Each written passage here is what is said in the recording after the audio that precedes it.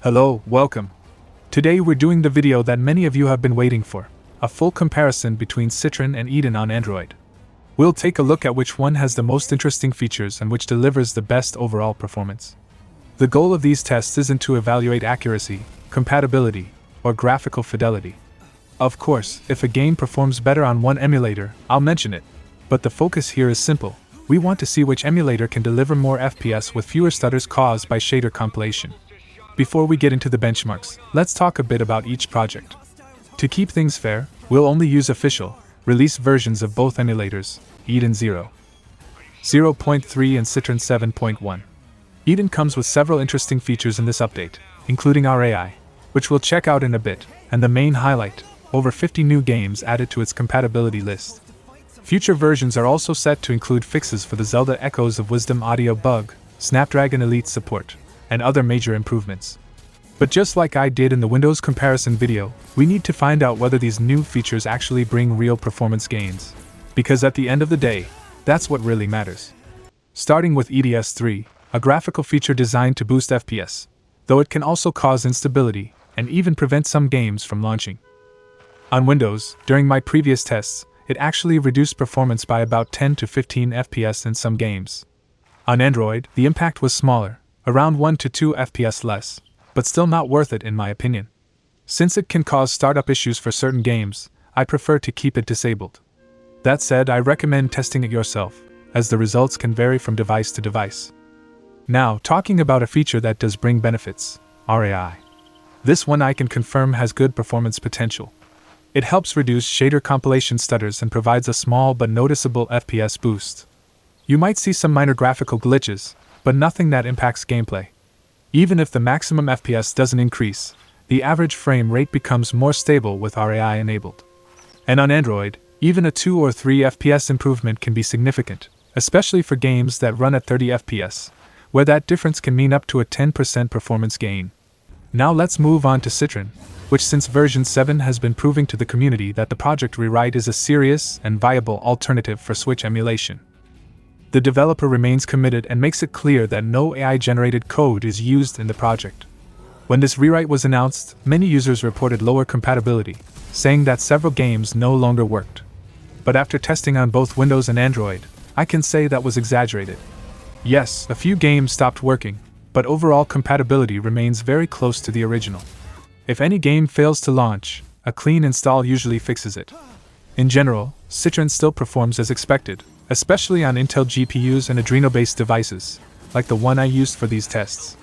One of the features I wanted to test is FSR 2.0, which was recently added. Some people said it was breaking the emulator, but I didn't experience that. On my device, FSR 2.0 didn't bring any noticeable performance gain or loss, but it definitely improved image quality more than any other filter. Of course, that's a personal opinion, but objectively speaking, FSR 2.0 doesn't affect performance for now.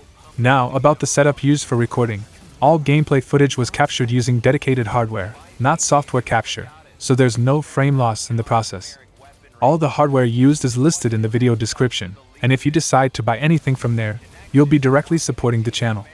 The device used is a ROG Phone 6, running Android 14, with 8GB of RAM and the Snapdragon 8 Gen 1 processor.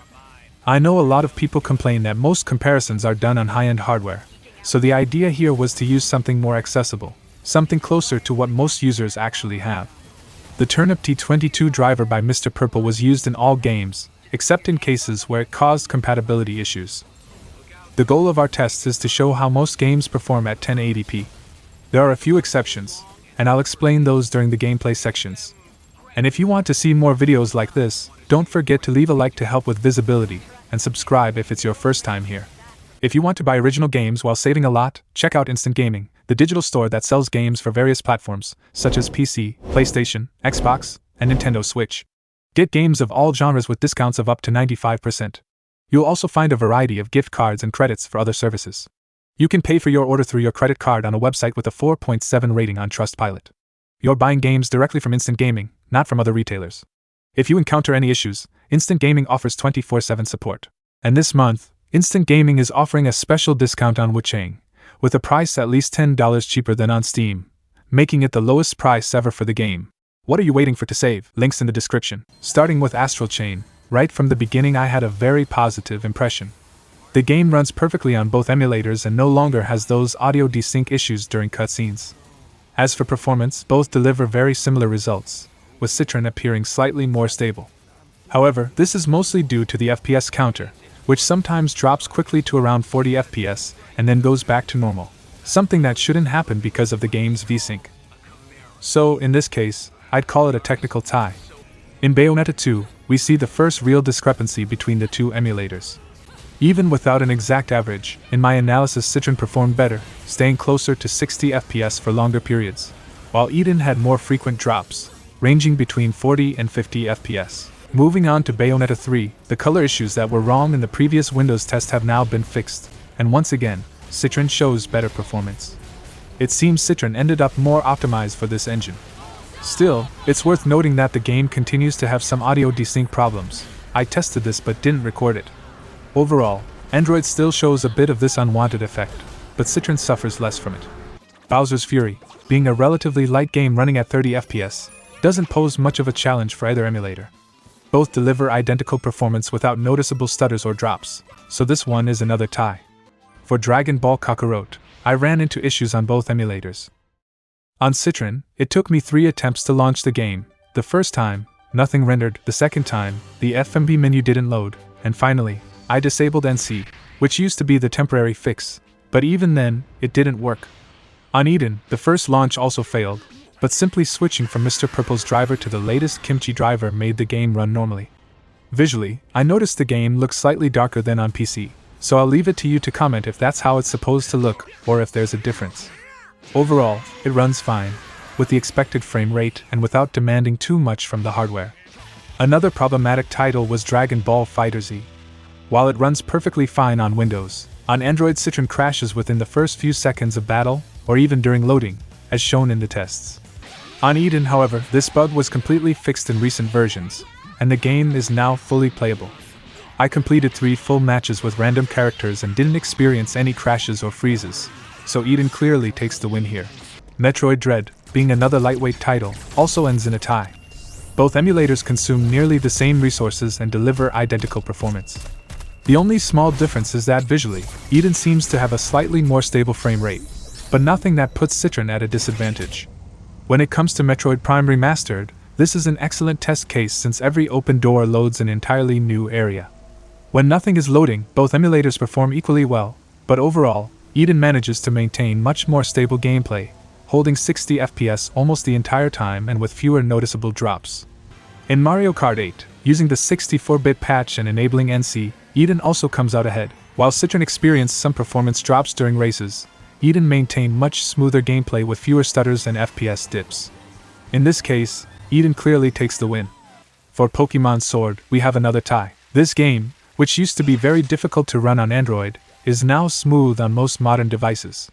Both Eden and Citron delivered equivalent performance and identical resource usage. Continuing with the franchise, in Pokémon Legends Arceus, we see yet another tie. Even running at 1080p, the game performs perfectly on both emulators. No crashes, stutters, or major performance drops. Here Android really shows how far it has come in emulation. Red Dead Redemption, which for a long time had major issues running on Android, finally works thanks to new implementations in Eden.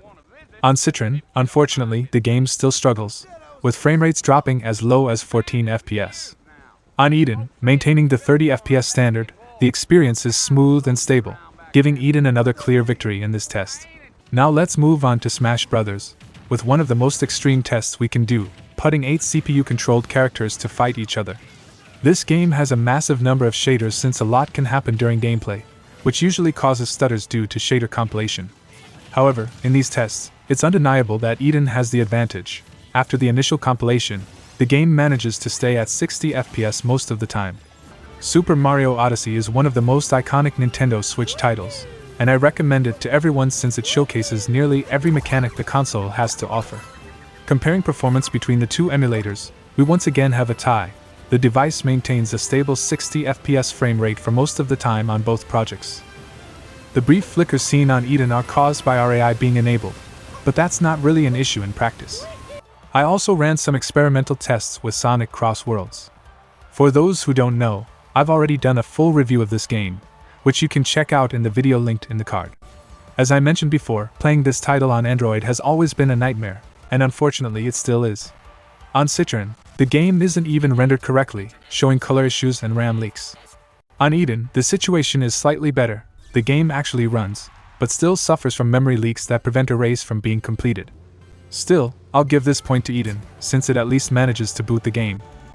In Super Mario 3D World, due to some kind of regression, problematic configuration, or maybe even driver influence, the game didn't reach full performance on Eden, giving a noticeable feeling of slowdown. This issue could be easily fixed, but since we used the same settings on both emulators, and an average user might face the same situation, the point here goes to Citron, which maintained a steady 60 FPS throughout.